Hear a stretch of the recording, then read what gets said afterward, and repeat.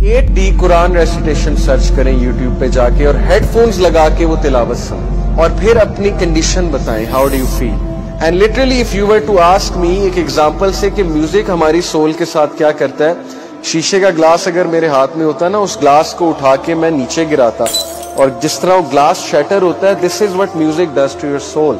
ये मैं बात कर रहा हूँ जिसने बहुत म्यूजिक सुना है, ये हमने टेस्ट किए हुए, एक्सपेरिमेंट्स किए हुए, म्यूजिक सुन के और फिर कुरान सुन के।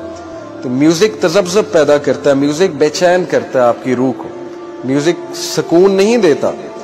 म्यूजिक डोपामीन की वैल्यू इतनी बढ़ाता है, you ask for more. Music आपको हाई करता है, इलेटेड करता है, यूफोरिया क्रिएट करता है। The biggest problem with our youth is that they misinterpret the concept of happiness. हमारे नौजवान यूथ हैप्पीनेस को इलेशन समझते हैं। Elation is not happiness, euphoria is not happiness. Euphoria is a very temporary state. Euphoria is simply dopamine rush, कुछ देर बाद खत्म हो जाएगा। जैसे आप एक्सरसाइज करते हैं, जिम जाते हैं, आप जब तक एक्सरसाइज कर रहे हैं, अपने मसल्स बना रहे हैं, डंबल्स को उठा रहे हैं, चेस्ट की एक्सरसाइज कर रहे हैं, आपको पेन नहीं होगी, क्योंकि आपका एंडोर्फिन रिलीज हो रहा है। एंडोर्फिन आपका केमिकल है जो एक्सरसाइज करते हुए रिलीज होता है। जैसे ही आप घर आएंगे एंडोर्फिन निकलना बंद, वाई? बिकॉज एक्सरसाइज खत्म, अब दर्द होगा।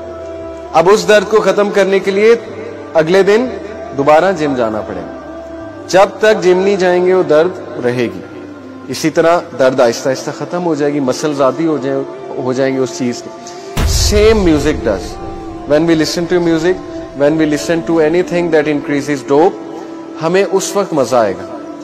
जैसे म्यूजिक खत्म हुआ, बेचैनी शुरू, रात को नींद भी नहीं सही से शायद आएगी, गाने चल रहे हैं माइंड में, we will ask for more, और म्यूजिक और music.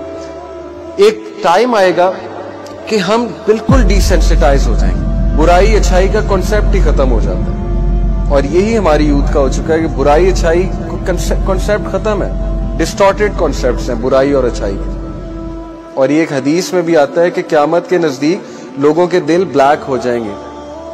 Why? Because that heart will not be able to recognize good and bad. Relative morality का concept होगा। What is good, what is bad, they won't care.